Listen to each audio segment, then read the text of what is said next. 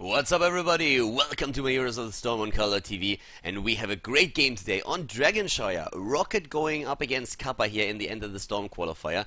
And on Dragon Shire we have a composition for Kappa running again with a double front line here, going into, well, double front line pretty much is the current meta, 2 warriors and 2 damage dealers. And in the case of Kappa we have now Johanna and Arthurs up at the front, and in the back line it's Zagara plus Nazebo.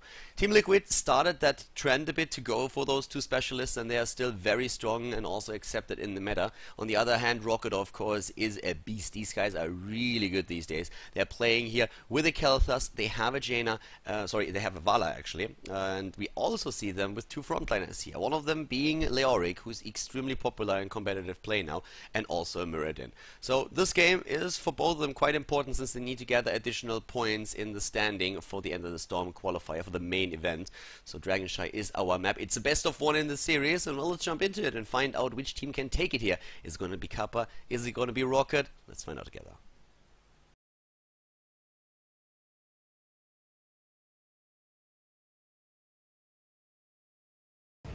Alright, everybody, game number 2 of the day, and of course the best of 1 here between Roccat and Huron is going to be, Roccat and Kappa, of course, in this case. It's going to be a fun one. We are on a Dragon Shire, and we have to the left side of the map Shadowmar for Roccat on Rhaegar, Sportbilly on Leoric, Hazobs is playing Khaldor, Chris on Vala, and Zocker on Muradin. To the right side of the map with an Arthurs, we are seeing Kappa, played by Escape. We have Muppet on Nazebo, Conti on Malfurion, Tomzi on Johanna, and Sypho is playing as Zagara for the team. So once again, we're in a situation where we have a double, well, if you so want, we have actually like a double warrior for both of the teams, and also an Arthur's Johanna is an interesting composition for sure. And we have 2 specialists dealing out the damage for Kappa. In this case it's again Nazebo and Zagara. They are very annoying since they can do damage from a distance, and you can always poke with their spells, and it's really annoying, especially that Nazebo, of course, with exactly that. The spiders that he's going to use, it's always so annoying to deal with. One of the reasons also why we are seeing now the Fill Infusion taken on Khaldor. Mana regeneration is not really one of his options, but he can increase the mana pool with the Mana Addict. So instead he just decides that he wants to have a bit of a heal, since it's going to be quite annoying going up against Nazebo in the later stage of the game, especially of course when he hits his level 16 and gets all that added damage in. Sypho up here is in trouble though. Yeah, he didn't see this one coming, did he now? So very good job by Roccat getting that early kill, and there needs to be a rotation. Yes, Conti is already taking over the lane, and he really had to, since they would have lost way too much with that early Zagara kill there. Not really the best start for Kappa into the team, but still they should be fine here. We have Rhaegar going into the Colossal Totem. You see that a bit more often these days. A lot of players have decided that they don't want to go into the Shadow Wolf form on level 4, but instead would rather go into Feral Heart in this patch, even though for quite some time it was experimented with. So now they're just thinking, okay, what do I get for my level 1 talent, and the mana reduction on heal is not really something that you need if you have Feral Heart on level 4. So instead it's the Colossal Totem. Gives you the option later on 16 to go into the Earthbind Totem, but you don't really have to, so you have a couple of possibilities. Sportbilly is never going to get that Dragonite. Conti is here, and with the Moonfire spam alone he would be able to make sure that that doesn't happen. But having both of the shrines taken against you creates a certain amount of weirdness on the map. You never really want to deal with that. You always want to make sure that you get at least 1 shrine, and that's what we are seeing Zagara do at the top lane, moving in for this. Zagara, of course, is on the solo lane, and Vala had the very questionable position of making sure that she's not going to push that in too hard. It's actually interesting to see Vala up against Zagara. Zagara, by the way, might be in a bit of trouble here. Gets slowed and losing some damage, but I personally would have expected Leoric against her. But Leoric has been taking the mid lane for quite some time now. I feel that Sportbilly would be the position where he can, really hold the lane against Zagara. It's one of the great things about Leoric. So that lane setup that we are seeing for Roccat is an interesting one, not quite what I expected there. But Vala is, of course, with their multi-shot also in a position where she can really do quite a bit of damage. But Chris is not going to have an easy time here, and you can already see why. I mean, that Hydralisk is going to move in over and over again, and that's just like a disaster to deal with. Right now, Hazobs is also in a bit of trouble, but we already have Shadowmar assisting him and using that Colossal Totem to make sure that nobody's going to chase him down anytime soon. So far, they are actually keeping everybody safe. Now we have Leoric going straight into Hardened Bone. So it's basically that annoying build where you go into Lingering Apparition on level 7 and you just survive every single gank, which is probably one of the reasons why he's currently in the mid lane, since we are seeing from Kappa a 4-man rotation between mid and bot lane. So I guess he's saying, well, I'm gonna be in the mid lane, they are gonna try and get me every now and then. So as long as I hold the mid lane and make sure that nobody passes me, Vala is gonna have an easier time all the way up alone and I'm not gonna die here. Might be one of the reasons why they positioned Leoric down in the middle, and yeah, that thought process is definitely something I could understand. Johanna in a bit of trouble, but she should still have, well, is the trade still up? It doesn't look like it. Iron Skin, nah, doesn't have it. Eats more damage from another Flame Strike, but now the escape moves in, and the Howling Blast roots Rhaegar, and Muppet is immediately there for the extra damage. Double kill. Kalthas and Rhaegar are dead. They get the counter kill against Arthas, but just barely Sport Billy and Zocke escaping here, as we have Vala now moving back, so Sypho has already pushed in this lane pretty hard, and this is going to be a Dragon Knight. Very well done here.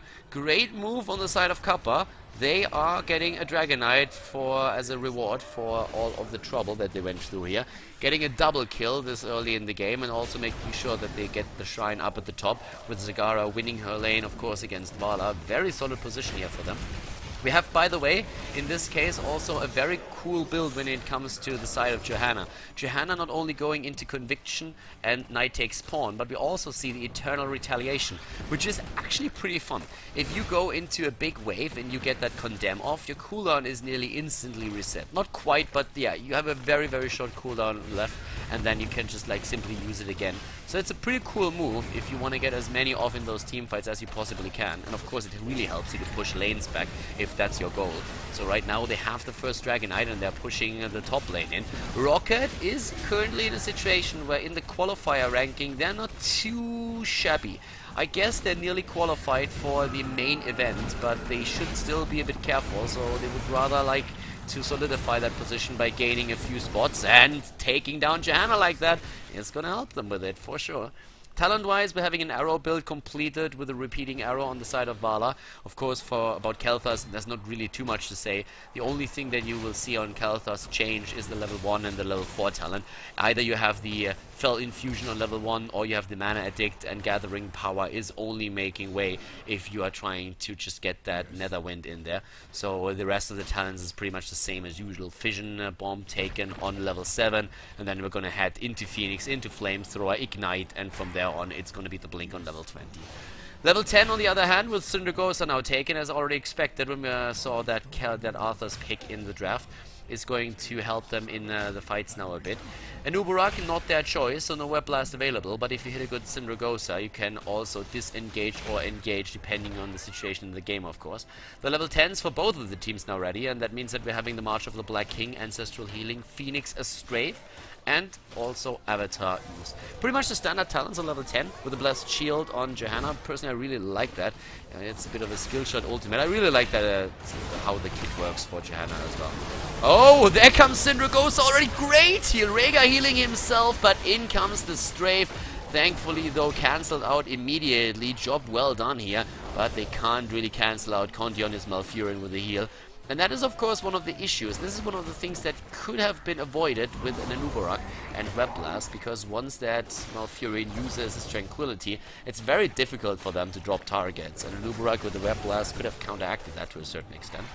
Shadowman Hazobs in the mid lane have to push back now. It's still a pretty close game. I mean, we're having level 11 versus level 11. It's 3 kills against 2. Of course, when it comes to taking down structures, we are seeing Kappa in the lead here, even taking the camp at the bot lane now, which will make it easier for them to capture the shrine at the bot lane here, since they have additional pressure. But still, the wall is being pushed in. Roccat actually ignoring that for now, trying to use the gravity labs to lock down Arthas, but in comes Muppet, who wants to use his wall and isolates a hero, but Zocke has still his Dwarf Toss up, jumps over it and ignores the rest. But that camp already started to do quite a bit of damage, and especially in soaking the ammunition, it was very successful. Both of the shrines for a short period of time have been in the position of Roccat, and actually they still defend that. The top lane, that's where we're having Sport, Billy and Sypho. Welcome to the Hydra party, my friend. Those two roaches, on the other hand, they completely ignore what's going on. And Sypho Cigar is basically saying, hey boys, can you please like move back and not forward? Well, yeah, they are getting completely ignored. Scumbag roaches had one job and didn't do anything. Bot lane, though, captures finally that shrine, and that keeps Kappa in the run for the next Dragon Knight. We're seeing in the mid lane still Chris ready, defending, of course, the fort. They have a lot of pressure on the lanes against themselves, so they need to be very careful now how they are rotating on the map. But they want to have that second spot at the bot lane, and they're moving in again. And this game is the only one currently helping out here, and Sokka has a lot of mana still, and Shadowmare too, but apparently they're not really aware of where exactly Malfurion is currently, and Conti was trying to help out the mid lane, but now finally Roccat taking that shrine, but the rotation is there. Mid lane, there's nobody to capture the Dragon Knight, and we have an immediate move towards Muradin, but he gets cleansed. Very well done here on the side of Rhaegar, making sure that they can't lock him down, because that would have been a very deadly position for him to be in. Zagara attempting to capture the shrine up at the top, but Sport Billy on his mount, using the money pick here, riding in style. That actually looks absolutely amazing. I have to do that as well. So far I was using the cockpit, but hell yeah, that looks good. So they get the dragon at the shrine again, and Roccat is really using those two shrines extremely well right now, aren't they? Level 13 talents for both of the teams, and that really just like pushes those builds even more forward. We have Vala with a giant killer trying to put some pressure on those. Oh, Leoric at the top lane actually losing his life to Sypho and Tomzy, and that could mean that in the middle. Oh, Syndra goes against Kel'Thur's Muppet with the sprint, is trying to move in but misses the wall of zombies. Zocca jumps away, and Tomzy is now rotating over too. They're trying to take the shrine at the bot lane. Nice lockdown against Malfurion. Roots as the next follow-up. Thanks to Malfurion. Oh, and the Dwarf Toss is ready. But a lot of pressure on Zocca, who had to use his heroic ability. And now at the bot lane, as long as Tomzy can somehow take that shrine against Vala, they should be able to get another Dragon Knight. Chris, by the way, with a pretty nice move. I like that Giant Killer on level 13. You can, of course, now argue that it would have been a bit better for him to go into the Frost Shot. But Giant Killer is going to put those tanks in a position where they have to say, like, well, she didn't commit into an auto-attack build. We don't have Rancor and Manticore or Searing attacks here. But Giant Killer is still annoying. Capture on the Dragon Knight as expected, thanks to that kill earlier. But as I said, like, Vala puts them now in a position where they really have to think about a potential imposing presence. But even if they do, since Vala went for a Hungering Arrow build, it's a very annoying situation for the two tanks, because they say, like, well, we don't render her useless by simply using imposing presence, so is it really worth it for us to go into that talent? So pretty cool build here. Also, by the way, used on the side of Zagara, who basically has the same thought process here. Didn't go into a Mutalisk, which I find interesting, since that's where a lot of the damage from Zagara comes from, but I still expect the double Brute expansion here on level 16, and that's exactly what she goes for. So we have Brute expansion, Blessed Hammer now also taken for extra damage on Johanna. Tenacious Roots, they are already annoying as is, but now they are going to be a huge pain, and Stone Skin plus Leaping Spiders. The 16 isn't ready yet for Kel'Thur, and that's of course where a lot of the damage is going to come from on the side of Roccat. Mid lane is being pushed, Escape is there. In the back line we have Sport Billy trying to flank. He's trying to move in. Kel'Thur's always keeping to himself here, staying as far away from the rest as he possibly can to get those flame strikes in. They already have flamethrower, so the extra range is available, but the keep is halfway down in hit points, and we have a rotation from Kappa saying, well, those bruiser camps, those are ours now. 12 minutes into the game, we have a decent lead, a pretty solid lead actually on the side of Kappa when it comes to experience, but they haven't really capitalized on it yet by taking down a keep. Need to do that. They captured 2 of the Dragon Knights though, and that was of course the biggest accomplishment for them, and also one of the main reasons why they are so far ahead. They also, Kappa does a very good job at rotating through the camps and taking them.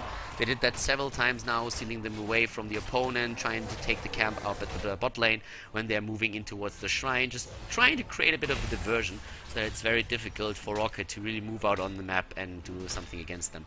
Tomzy has great tools to take camps solo. As mentioned before, he went on level 4 for the Eternal Retaliation, and now even with the Blessed Hammer, he goes for a full Condemn build. I mean, like, that's kind of crazy what he goes for here, but it works extremely well for him, and it turns Johanna into basically like a farming beast. Taking down waves is super easy for her now. The only thing that she could have done to make it even easier than that is to go on level 13 for her like burning rage, which she did. We have another attack. Yes, Syndragosa already used. Arthas is moving in, trying to use his Howling Blast. We have Ignite now, and that will allow Hazops to finally dish out a lot of damage.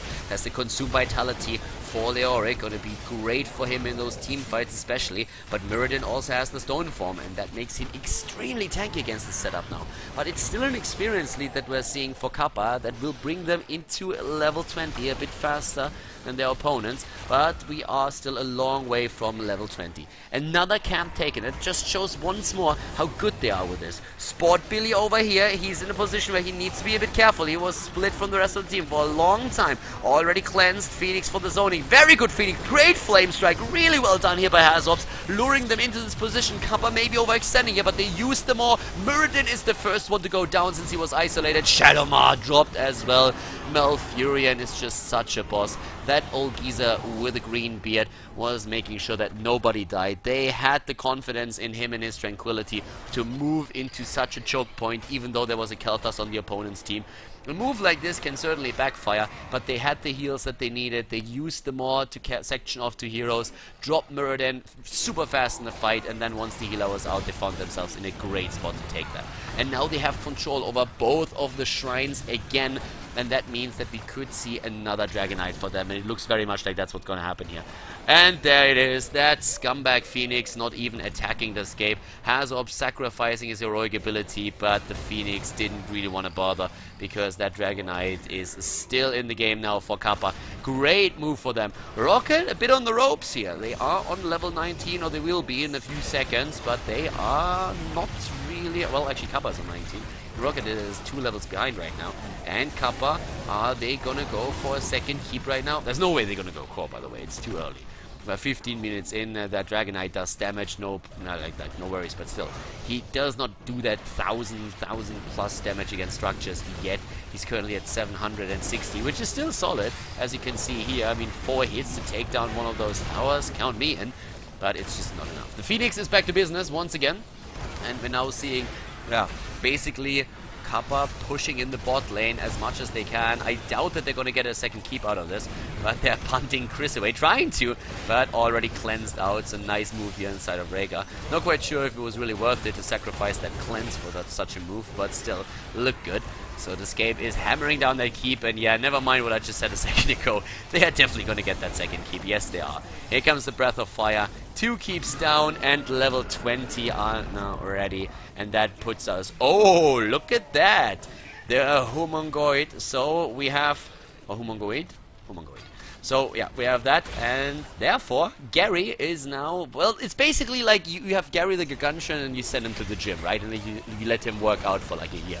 That's what just happened. So he just transformed into Monster Gary. Like, he's gonna do even more. In case that you have no idea what that does, just to give you a bit of an idea. So, first of all, he lasts like an eternity, which is amazing, and he's really good at farming now as well. Like, he's just looking at those minion waves and is like saying like, hey plebs, what are you doing here? And just like, get out of my way. Stumps down and boom. He's like Godzilla now. So Gary is super strong at this point. But we're having also a Hardened Shield for Arthas. Still the main tank here, and even without his Army of the Dead, he is pretty difficult to kill. Soccer and his boys, they still need 1.5 levels, and that could theoretically mean that there's another Dragonite against them in just a bit, because catching an entire level, that takes some time and also dedication, which is, by the way, where we're seeing Sport Billy up at the top lane, trying to drop a few towers, and at least make sure that they are getting a more split push experience. So he's actually doing fairly well here. Where's that skeleton swing? And boom! That actually like drops those towers now super easily. But here comes Tomzi already, and the Wraith Walk being used to get away. If you look at Kappa, what did they do? They roamed through the map, they took the Bruiser camp at the bot lane, they now take the Bruiser camp over here. They're waiting even so that they can time it with the shrines. So Roccat is going to be in a very tricky situation. They have another like 15 seconds to get level 20. Very unlikely that that's going to happen, but then again, it's also unlikely that we're going to see Kappa just split, take both shrines at the same time, and then use that timing window that they have capture the Dragonite. That's just not going to happen, especially since, of course, Roccat is not going to allow it. And currently the bot lane capturing the Shrine, but top lane is being pushed. Nice rotation. I really like this move that we're seeing here on the side of Kappa. They knew that something like that had to happen, and they just simply used the space that they now have on the map to drop this entire wall, so it's going to make it easier for them to move in later on. Down here, Leoric. Oh, Sport Billy. What? Alright. Not quite sure what exactly that was about. He is very much exposed. Still gets away. Leoric pretty good. And we're having now them moving in once again. Double Hardened Shield, by the way, on the side of Roccat. And they also have Vala now with even more auto attack damage. They basically decided that they need more damage. They just said, like, probably Chris was saying, like, guys, do you want me to use Blink? And they're like, what? Are you kidding? We need more damage, dude. You have a giant killer already. Let's make sure that these two tanks have a tough time going up against us, because right now they are wrecking our face. 6 kills against 3. The scape over here is already very, very low, and that's even without Vala participating in the battle. We have to the left side of the map, currently Vala just like pushing back the wave. And over here, in the mid lane, Sport Billy, there's the entirety of the Kappa team with a nice lockdown against Muradin. But a zoning Phoenix helping them out here. So, Phoenix being used, of course. Bot lane, that is where the Shrine is for the for Kappa. Kappa now with the escape up at the top, so they're rotating again. And the next Dragonite is going to finish the game. At least, well, like, okay, let me rephrase that. If Kappa takes the next Dragonite, the game's over. If, on the other hand, Roccat takes the next Dragonite, then at least they have a chance to get some more experience, because they haven't taken down a single fort yet. Not one. And there they are moving in again. Oh, we have a bit of a push against Sypho. Soke is getting hit in the face, though. And Rhaegar had to use his heroic ability to save him. Phoenix used once again. We have now Gary back to business. March of the Black King. Sport Billy at the front line, trying to go for them, sectioning off one of the heroes. And here comes immediately Vala. Syndragosa used as well. Down goes Leoric. And they're trying to move in now to take apart the backline. We have Tranquility used for Malfurion, and they are going straight for Chris and Zokke. They're zoning it out, and Leoric, of course, is going to be back soon. He can use that cheat death, basically, and Sport Billy is going to resurrect very, very fast, as you can see up here at the top. But they are now trying to focus their attention to one of the other heroes. In this case, it's Chris. Vala has no blink, and she goes down. Went for Nexus Frenzy. Vala is dead. Shadowmar is still here. Sokke is low, but they at least get Tomzi. They take Tomzi down. Good kill for them. Tomzi didn't go for Indestructible. Instead, they went for the Storm Shield because of Kalthas, making sure that those Ignite and Phoenix are going to be negated for as long as possible. So it's a double kill here also on the side of Roccat. They took Nazebo down and also Johanna. Very well played here, especially... it's actually a pretty good situation for Roccat, since Sport Billy on Leoric, of course, revives super fast. And that's one of the reasons why we are now seeing them still trying to get the Dragonite here, but the bot lane Shrine has just now been captured, and they still have 2 heroes down, so Roccat has just to use 1 hero in the mid lane to make sure that nobody is just sneaking it in, and that's exactly what they currently do. Bit of an idea about the damage here. Of course, those stats are not like the most important thing, and you really have to know how to read them, so just don't take them at face value, since there's things as Dragonites to consider as well. For now we have Sokke was actually attempting to go for the Dragonite here. It's the first time that we have both of the shrines, well, not the first time in a long time that we have the 2 shrines for Roccat, and they get it. They get the Dragonite. Conti can't get close enough with his Malfurion to get a Moonfire in, and that is a chance now for them to drop it. Look how fast they can go to these towers. Those outer towers, of course, have like no hit points so late in the game. So the Dragonite with more than 1,000 damage just moves in, makes 2 hits, and a tower like that is down. Tower here has barely 3,000 hit points. That's absolutely nothing. That Dragonite is just going to take them apart. Easy peasy, as you can see here. There's absolutely no chance to save those. We have Zokke still losing hit points on the dragon, and now it's a 5 versus 5 again, with 5 kills against 8 in total. Zokke doesn't even get a fort. Oh, that must hurt. Like, that's really annoying for them right now. Roccat is in a spot where they have a Dragonite, but they are still not able to take down a single fort. And keep in mind that with the bottom keep and the mid keep gone, we have those lanes pushing in against Roccat the entire time, thanks to the catapults. And there's also those cheat giant camps to consider. Chris is locked down. He doesn't have blink, and that's a big issue for them. He has to play super careful here. But with strafe and everything else, he does so much damage right now. Chris moves in. Nexus Frenzy, and also Giant Killer for the damage. Arthur is making, well, a little bit of a beat here. Thanks to that Dragonite that is still a little bit buggy, but should be fixed soon. The Flame Strike on Hazobs. They're really trying to defend this keep, and nice stun against Arthur's. Chris moves in for the kill. He really wants this now. And Roccat on level 20 is suddenly a completely different opponent. But the bot lane is still being pushed, and now they are starting to lose not only their shields, but that should also be a few of the hit points. And yep, there it is. 90% on the core, so they lost quite a bit here. Up at the top lane, on the other hand, Muppet, the Zeebo goes to the well. Just in time. Just in time to heal up again. But a pretty cool game. I'm really liking this. 23 minutes in, and we are having a lot of fun here. But Roccat, of course, if they make this comeback happen, that would be amazing. They go for Muppet, and they take him down. Well, Muppet was trying to go for one of those solo kills, but it's not the Muppet Show. So he went down, was just too far isolated. But that's a good lockdown against Muradin. It's a kill for a kill, or so it would have been if Arthas was not still down. That's, of course, the work of Vala. We saw that earlier. That was a really good kill that we saw there.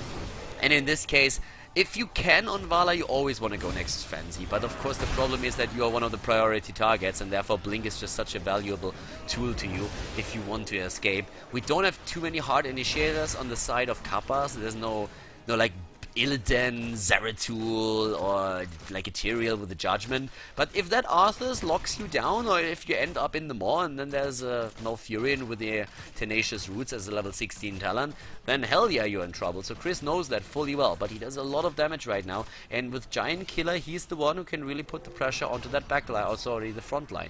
The backline as well. Having a bit of self-sustain with the arrow builds sure doesn't hurt, but this is one of the things that they have to rely on in these fights. Kel'Thas, of course, is great with Ignite, but if you have a double Storm Shield against you and Malfuri with Tranquility, then good luck getting the burst damage in. Even with Phoenix and also Flame Strike, that's a problem, so you need somebody to finish these targets off, and that's where Vala really comes into play. So once again here, the talents, in case that you haven't seen them before, we don't see on Malfurion anything that would really help them with an escape, by the way. They also decided not to go into a cleanse. Sypho is a bit alone here, but so is Sokka, and Sypho has a Giant Killer. Sokka needs to be careful with his Muradin positioning here, because yes, of course, he has a lot of survivability, but Sypho's Giant Killer is going to give him a lot of extra damage with those auto attacks, and that's something that Leoric is also experiencing firsthand here. Goodbye, Leoric. Nope, there is the heal, but we see Rhaegar in a bit of a pickle. Can move away though, but here comes Syndragosa.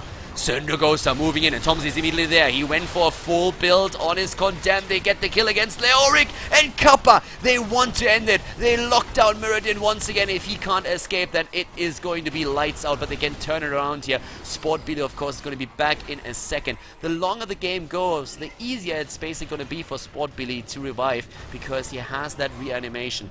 Talking about that just for a second here, I mean, guys, let's take a quick look at his hit point regeneration here. We are currently talking on the hero about, well, what's actually gonna be 40.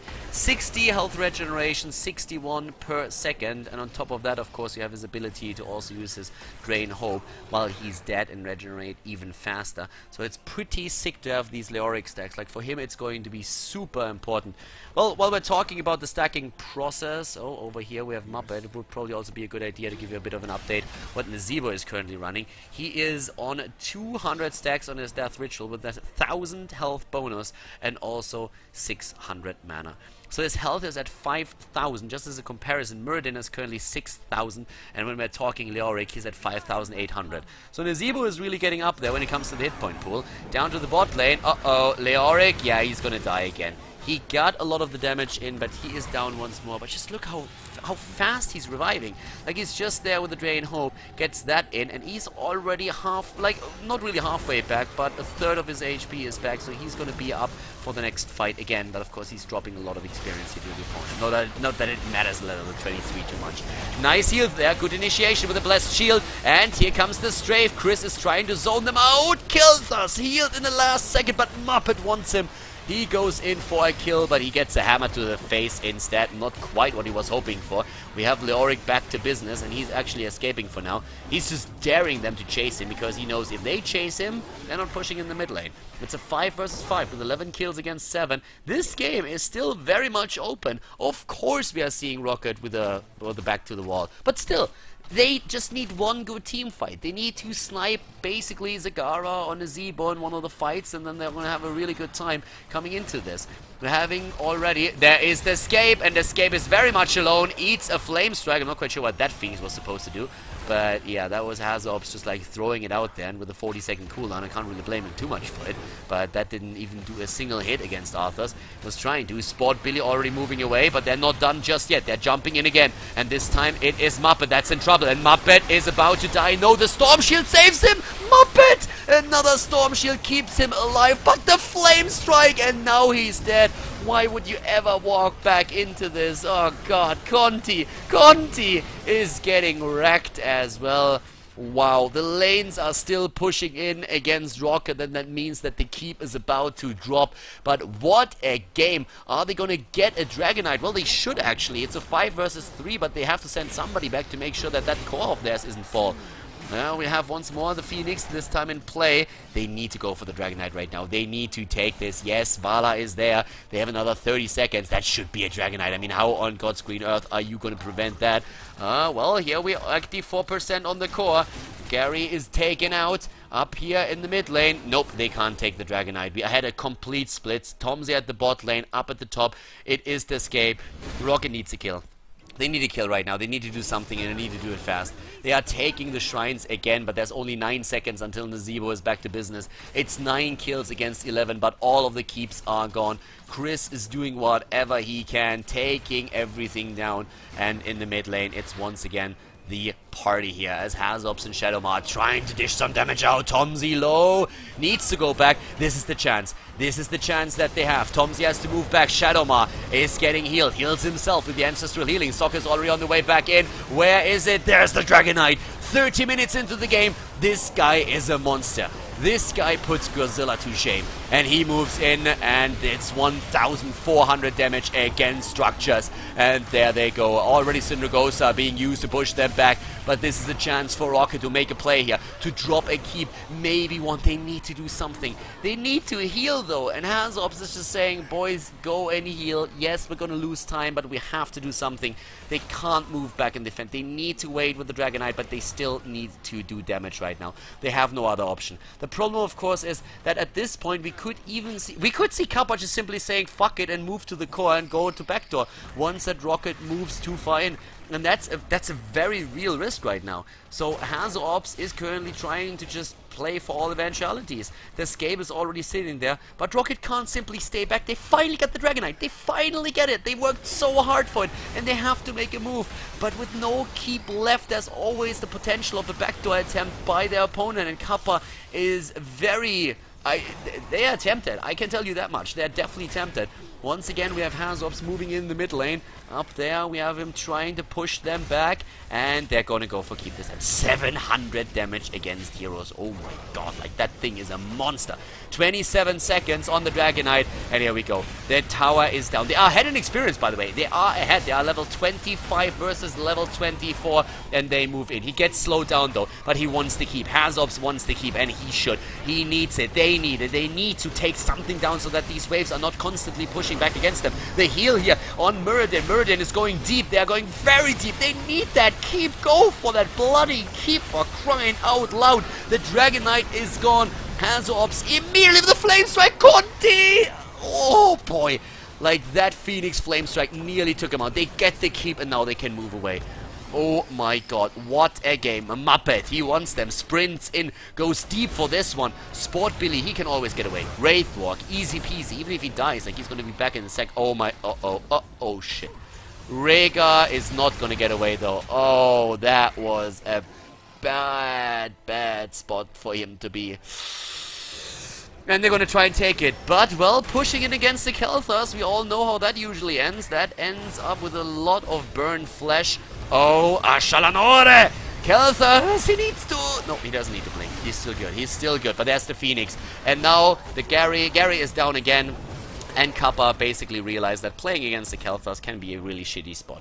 Because at this point, I mean, you are in a lot of trouble. At this point, we're still having in the mid lane, like, Sportbilly is still pushing everything back. The camps on the lane, on the other hand, or on the map, are now taken over and over by Kappa. Guys, this game looked so good for Kappa, but we are 33 minutes in. 33 minutes.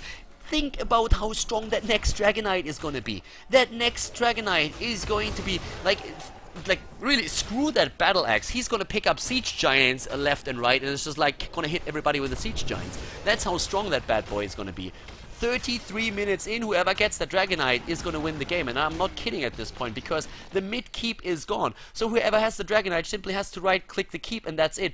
The last one already did 1,400 damage per hit. That was the last one. The next one is gonna even do more than that. It's gonna be brutal. It's going to be so damn good. Rhaegar is back to business. He's back in, and just to give you a bit of an idea currently what we are looking at here in terms of Heroes of Camp. So right now we have 50 stacks, by the way, on reanimation, 75 health regeneration per second. We are also going to see, if we're looking at Kalthas, he has 5 stacks, of course. There is the attempt to take it down. They go straight for the core this time. They're trying to finish it. Is there desperation already? They're moving in. They're right-clicking it. They're going for the right-click. That's the Maw. Oh, it hits 2. The Maw is hitting 2. That's what they needed. Here comes Arthas. They can make it work. They can, maybe. Yes, they can. Oh, and this is game. Roccat loses the match. A great Maw isolating 2, and they get the kills in 34 minutes into the match, and Kappa decides it in their favor and takes down Roccat. Well played, and congratulations.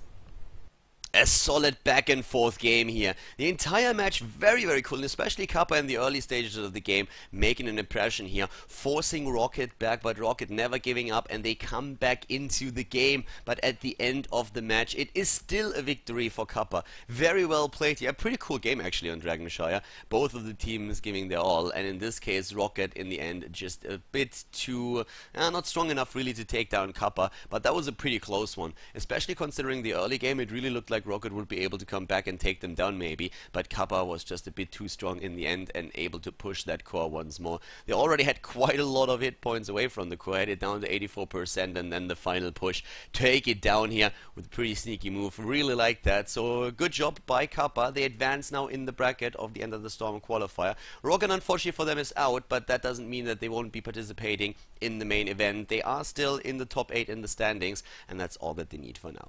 Guys, I hope that you enjoyed the game, and if you did, you know the drill. Give the video a thumbs up on YouTube, and of course, if you haven't subscribed to Khaldor TV yet, then hit that sub button.